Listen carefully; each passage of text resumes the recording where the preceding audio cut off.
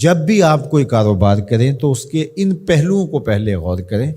کہ اس کاروبار میں مجھے جھوٹ تو نہیں بولنا پڑے گا، اس کاروبار میں میرا کوئی عمل ایسا تو نہیں ہوگا جو اللہ کی ناراضگی کا سبب ہوگا۔ اللہ نے انسان کو وسعت عطا کی ہے، وہ بہت سارے کام کر سکتا ہے۔ بعض لوگ کہتے ہیں جی میں یہ کام کرتا ہوں، میں داڑھی مونڈتا ہوں، تو کیا میں اگر یہ نہیں کروں گا تو کیا کروں گا؟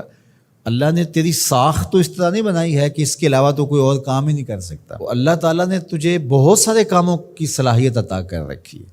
اس لیے کوئی بھی کام شروع کرنے سے قبل اس کے سارے پہلوؤں پر جائزہ لے لینا چاہیے کہ کہیں یہ کام میرے لیے آخرت کی بربادی کا سبب تو نہیں بن جائے گا۔ تھوڑا مل جائے لیکن ستھرا، پاکیزہ، جھوٹ، مکر، دجل، فریب، تلبیس سے بچ کر کے کمایا گیا رزق مبارک ہے، اور رزق مبارک ہی بڑی دولت ہے۔ رزق وسیع اللہ عطا کر دے لیکن اس کے ساتھ برکت کی شرط ہو، تو وہ برکت والا رزق وسیع بہت ساری رحمتیں لاتا ہے، لیکن جو برکت سے خالی رزق وسیع اور رزق فراواں ہے وہ ہمیشہ بے برکتیاں لاتا ہے اور زندگی کے اندر تلخیاں پیدا کرتا ہے۔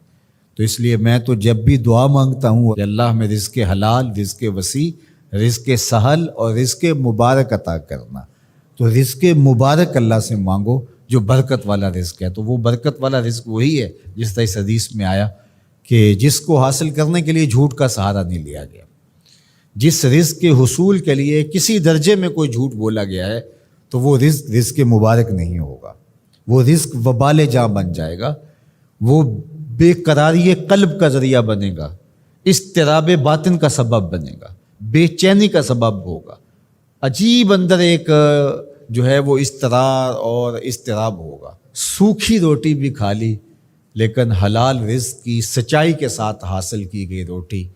وہ آپ کو تسکین فراہم کرے گی، وہ آپ کو قرار باطن عطا کرے گی۔ پھٹے پرانے کپڑے ہیں، شکستہ کپڑے ہیں، کوئی بات نہیں ہے، سچائی کے ساتھ، سچ کے ساتھ حاصل کیے گئے ہیں،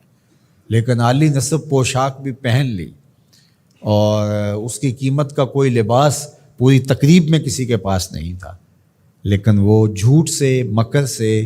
حاصل کیا گیا تھا، تو اس کے تارو پود صاحب لباس پر لعنتیں کر رہے ہوں گے اور وہ قیامت کے دن مواخذے کا ذریعہ ہوگا۔ عمومی طور پہ مزاح میں لوگ جھوٹ بولتے ہیں، لیکن آقا کریم کے ترمذی نے بھی باب و مزاح النبی بیان کیا، باقی محدثین نے بھی، آپ پڑھیے، مزاح میں بھی حضور نے سچ بولا ہے۔ کبھی ایسا نہیں ہوا کہ حالت مزاح میں بھی ایسی بات کہی ہو کہ جو سچائی پر مشتمل نہ ہو۔ تو مجھے اور آپ کو اس کا بہت التزام کرنا چاہیے، اس کا بہت زیادہ اہتمام کرنا چاہیے کہ ہماری زندگی میں کسی بھی جو ہے وہ زاویے میں اور کسی بھی صورت میں اور کسی بھی شکل میں جھوٹ موجود نہ ہو۔ اللہ تعالیٰ جل شانہ ہمیں